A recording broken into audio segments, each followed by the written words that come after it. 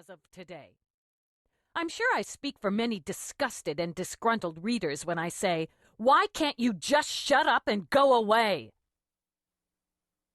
Charley Webb sat staring at the angry letter on her computer screen, not sure whether to laugh or cry. It wasn't just that the letter was so nasty that had her feeling so unsettled. She'd received many that were worse over the years, including several this very morning. Nor was it the almost hysterical tone of today's letter. Again, she was used to reader outrage. And it wasn't the wildly overused punctuation either. Writers of angry emails tended to view their every sentence as important, and therefore worthy of capital letters, italics, and multiple exclamation points. It wasn't even the personal nature of the attack. Any woman who devoted 1,000 words to her recent Brazilian wax had to expect attacks of a personal nature. Some, including a few of her colleagues, might even say she invited them, that she prided herself on being provocative. She got what she deserved, they might say. They might even be right. Charley shrugged. She was used to controversy and criticism. She was used to being called incompetent and lightweight, as well as a host of other, more unflattering epithets. She'd grown used to having her motives questioned, her integrity impugned, and her looks dissected and disparaged. She was also used to being told it was those same looks that had gotten her a byline in the first place, or that one of her more famous sisters must have pulled some strings, or that her father, a highly esteemed professor of English literature at Yale, had used his influence to get her the job. She was used to being called a bad daughter, a worse mother, a terrible role model. Such slurs usually rolled off her lovely shoulders. So what was it about this particular email that had her trapped between laughter and tears?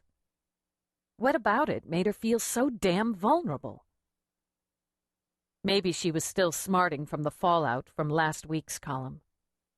Her neighbor, Lynn Moore, who lived several doors away from Charley, on a once decrepit, now verging on fashionable small street in downtown West Palm, had invited her to a so-called passion party just before Christmas.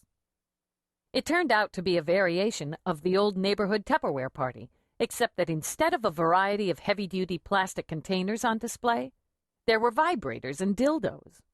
Charley had had a wonderful time handling all the assorted objets and listening to the hyperbolic sales pitch of Passion's perky representative.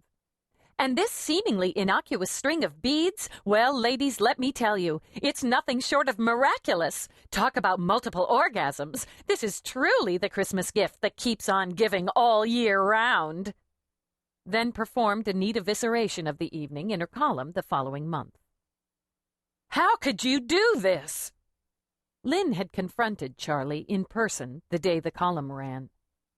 She was standing on the single step outside the front door of Charley's tiny two-bedroom bungalow. Charley's column was scrunched into a tight ball in her clenched fist, her fingers curled around Charley's paper throat. I thought we were friends. We are friends, Charley had protested, although, in truth, they were more acquaintances than actual friends. Charley didn't have any actual friends. Then how could you do this? I don't understand. What have I done? You don't understand? Lynn had repeated incredulously. You don't know what you've done? You humiliated me. That's what you did. You made me look like a sex-crazed fool. My husband is furious. My mother-in-law's in tears. My daughter is beside herself with embarrassment.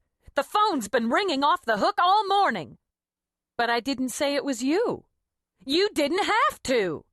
My hostess, Lynn recited from memory, a 40-ish brunette sporting tight capri pants, 2-inch crystal-studded nails, and 3-inch heels, lives in a charming white clapboard house filled with fresh-cut flowers from her magnificent garden. A large American flag waves proudly from the tiny manicured front lawn. Gee, I wonder who that could be.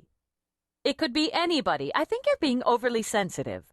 Oh, really? I'm being overly sensitive? I invite you to a party, introduce you to my friends, pour you not one, but several glasses of champagne. For God's sake, Lynn, what did you expect? Charley interrupted, annoyed at having to defend herself. I'm a reporter.